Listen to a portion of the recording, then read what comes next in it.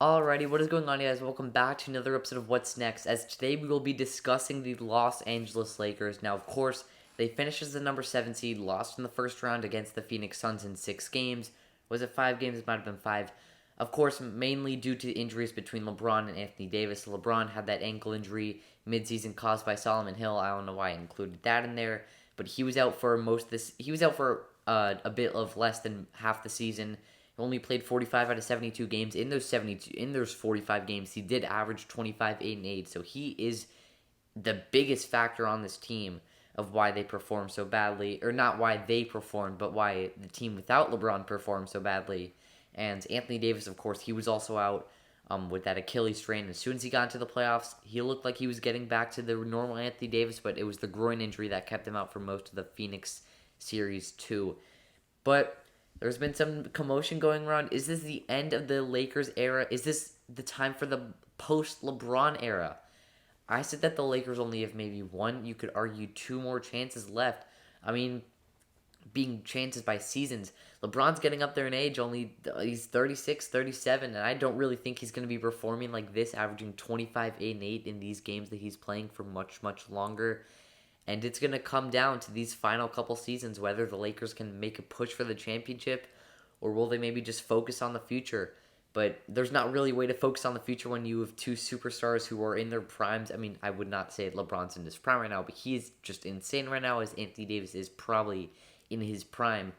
And this Lakers team has a lot of free agents coming up, but the Lakers are going to have to do some stuff this offseason. It's going to be major to see what they do. Maybe trade Kuzma, just get a win-now player. Maybe sign a guy like Kyle Lowry, or if you could possibly maybe DeMar DeRozan. But I think maybe Kyle Lowry on a cheap deal, he's going to try to win. But I know that he did already win with Toronto 2 years ago with Kawhi. And he is, obviously, as we saw at the trade deadline, he wanted to stay with Toronto. He is a loyal player. So I would not be surprised if he re-signed with Toronto. But he is, he's also kind of older, so I wouldn't be surprised if he wanted a championship, maybe decide to go to LA and go on a win-now team, sign with LeBron. But we look ahead at these free agents. We can start with Schroeder and Montrezl Harrell. These were the two guys. These were the two main guys that the Lakers did sign this offseason, unless I'm forgetting somebody. But they acquired Dennis Schroeder and traded with the Thunder, as this was the first move of their rebuild. Trading Schroeder to the Lakers, I was really surprised about this, if I'm being honest with you. But I mean, he started every single game. He wasn't really the sixth man that we know he is. In the 65 games he played with OKC last year, he only started in 2 of them. This year, he started every single game that he played, which ended up being 61. And he was a decent help. He averaged about 15, 4, and 6. So he was a pretty good starting point guard for this Lakers team. But it was obviously not really enough to do this stuff without their two guys in AD and LeBron. Montrezl Harrell, he was just a bench scorer the whole entire time. They tried to start him maybe a couple of games, but it was just not working out. And he's been a bench guy his whole entire career. It was 2016 through 2017 when he started 14 games out of 58 with the Rockets. And that was still only 14 games, the most in his career. Since then, he hasn't even averaged more than 5 starting games. He only started 1 out of playing 70 this past season. And he did average around 14, 7, and 1. So these two guys did a pretty good job with with their roles on the team. And now Dennis Schroeder, like I said, he was traded to the Lakers, so he didn't sign with them on a 1-year deal. He is a free agent, and I forgot how much money he's on right now, but I do know that he is a free agent because this was the final year of his contract. While Montrezl Harrell did sign a 2-year deal, I believe, with the Lakers, but he is on a player option. So I think one thing that the Lakers could do is probably maybe do a sign and trade move with Montrezl Harrell. There's been signs, like on his Instagram post, he was made a whole entire essay saying, "Thank you, Laker Nation." And usually that does mean that they're not coming back, at least majority of the time. But maybe he declines and he tries to go somewhere else. But I'm not really sure what they're going to do. I think the Lakers could try to maybe trade Montrezl Harrell for, I can't even think who, honestly. I mean, who could the Lakers possibly even trade? Maybe his type of sign and trade with Schroeder and Kyle Lowry. But, I'm not really sure what they might do with Montrezl Harrell. If he does accept, I think it's like a 20 mil deal or something, maybe like 10 mil. But I mean, either way, these two guys were pretty big helps. Maybe Montrezl Harrell and Dennis Schroeder did kind of underperform, but again, they are playing with these two superstars, and I mean, it wasn't. I wouldn't see why the Lakers shouldn't bring back both of these guys. Maybe you could argue Montrezl Harrell declines because he was unhappy with his role on the team. But I think Schroeder would be a good guy to bring back either to start or have off the bench. Moving on, we have two not too much, I would say, not two guys that everybody's talking about who the Lakers should try to re-sign. Of course, Alex Caruso being a fan favorite and Wesley Matthews being a guy that the Lakers signed on, I believe, a one-year deal from Milwaukee, who was kind of a shooter supposed to fill in for the spot of a guy like Danny Green, who they lost, who signed with Philly last offseason. And Wesley Matthews, he played 58 games. Like I said, not really supposed to score the ball too much. But he was just supposed to be kind of the shooter. He averaged 5 and 2 and 1. So like I said, not really supposed to be the playmaker or the scorer. Just supposed to be like a catch and shoot guy. When you get put in, just make a couple threes. Put some points on the board. And Wesley Matthews, I think, was a good guy for that. And of course, Caruso being the other guy, the fan favorite.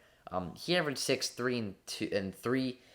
Now, I wouldn't be surprised if they brought Caruso back just because he was a big help off the bench. He didn't really start too much, which was kind of expected, but the games that he did start, he was decently good. And like I said, he played 58 games, so he played most of the games, and I would not be surprised if they did bring him back.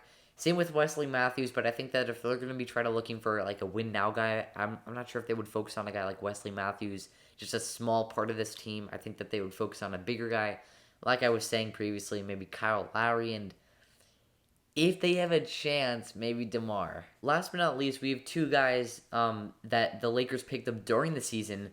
First guy is Andre Drummond, who was, of course, picked up after the buyout, after the trade line from the Cavaliers. They couldn't find a trade partner. He was on a major contract, like 30 mil or something. No team was going to trade for that, so the Lakers played it out smart. They waited for the buyout market to open, and they just snagged Andre Drummond just like that for literally, like, nothing. Literally nothing. But, yeah, he played 21 games with the Lakers, and he started, of course, all 21. And in those 20-something, or 21 games, he did average 12 and 10, basically. And he was pretty good. He averaged more with the Cavs, but of course, I'm not going to say that he was better with the Cavs because, I mean, stat-wise he was, but of course he went from playing with the two best guys being him and Colin Sexton to LeBron and Anthony Davis. So, yeah, Ben McLemore was just signed to basically do what Wesley Matthews is doing, just catch the ball and shoot. The times that he was put into the game, he was basically just catching and shooting and scoring. So he was doing a pretty good job. Wouldn't be surprised if the Lakers try to bring Ben McLemore back on a small deal. And Andre Drummond, I'm pretty sure that I saw a source that the Lakers were only willing to sign Andre Drummond back on like a veteran minimum deal. And I don't know if Andre Drummond is going to be willing to sign that. He was a big help, of course, being the starting literally center. But if he wants all that money, I think that the Lakers can run a type of lineup where they run AD at center and LeBron at power forward or small forward, whatever they want to do. But they don't need Andre Drummond too much. I mean, there was a stat, I'm not sure what it was, but Anthony Davis was like one game against Phoenix or something, or maybe it was earlier, or like in an important game at the very end of the season or something. I'm pretty sure that he needed that AD was like 0 for something when Andre Drummond was on the floor, but he was almost like perfect when he wasn't on the floor. So I would not be surprised if the Lakers did not bring him back, but like I wouldn't be surprised if it went anyways, whether they brought him back or let him go in free agency. But that will wrap up the video. Hope you guys enjoyed. Have a great day.